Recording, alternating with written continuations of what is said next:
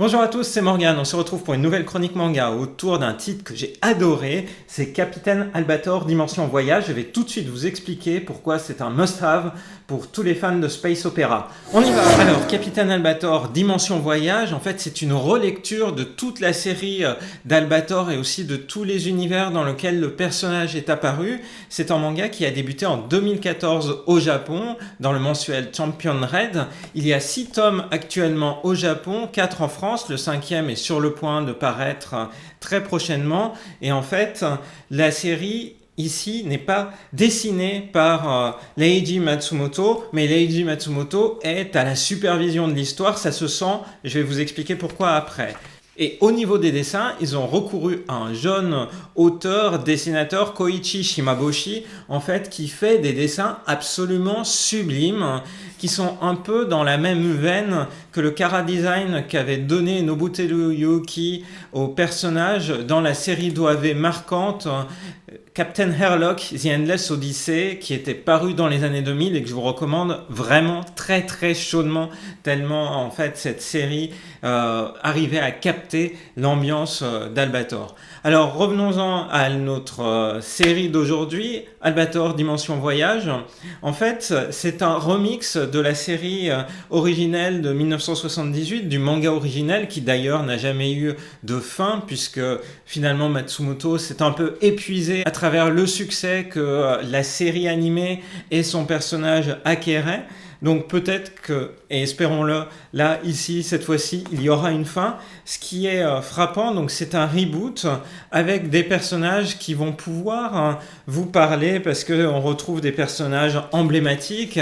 Le professeur Daiba, on va retrouver évidemment le jeune Tadashi Daiba, son fils, et ensuite tous les personnages emblématiques du folklore de Harlock. Il y a Mime, qui est la fidèle musicienne aux côtés d'Harlock. Il y a bien entendu Kei Yuki qui va faire visiter le vaisseau de Harlock au début de l'aventure dans le premier tome. Et puis évidemment une série Albator ne serait rien sans Emeraldas et puis celui qui est baptisé en français Alfred. Il y a au début du tome 2 un flashback, ce ne sera sans doute pas le seul, mais ce qui est vraiment extrêmement agréable dans cette série, c'est que d'une part, les fans originels de la série Harlock vont retrouver énormément en fait de détails et de clins d'œil à la fois aux séries animées originales, en fait aux films, l'Arcadia de ma jeunesse, aussi aux séries qui ont vu le jour ensuite dans les années 90, 2000, on pense à Cosmo Warrior Zero ou à d'autres, et puis aussi à des œuvres moins connues qui ne sont même pas arrivées en France autour de personnages de Harlock et puis plus globalement du Space Opera. On sent évidemment venir des crossovers avec Galaxy Express 999.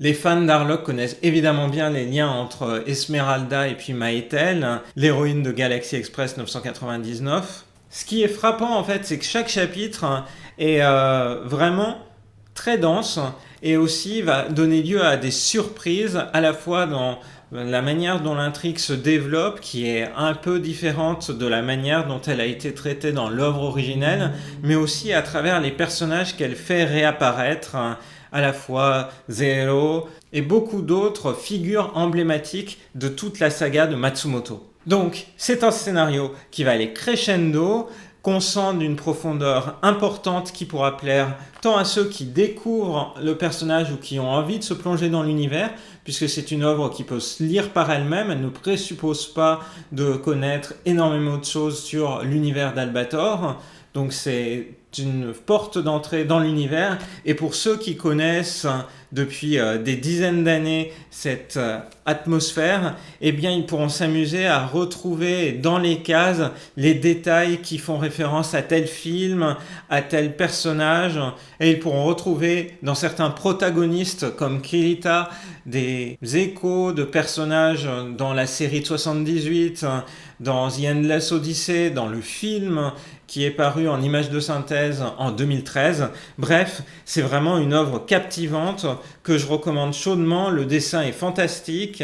L'atmosphère, c'est vraiment l'atmosphère de Harlock avec tous ces personnages, tout cet équipage qui a tellement marqué des générations et des générations. Bref, c'était la meilleure manière de faire revenir Albator. Et à la fois avec la série The Endless Odyssey qui saisissait parfaitement en OAV, réalisé par Lin Talo, l'atmosphère de Leiji Matsumoto et de ses œuvres. Là, le manga réalise la même chose, mais du coup en version papier, dans une autre histoire.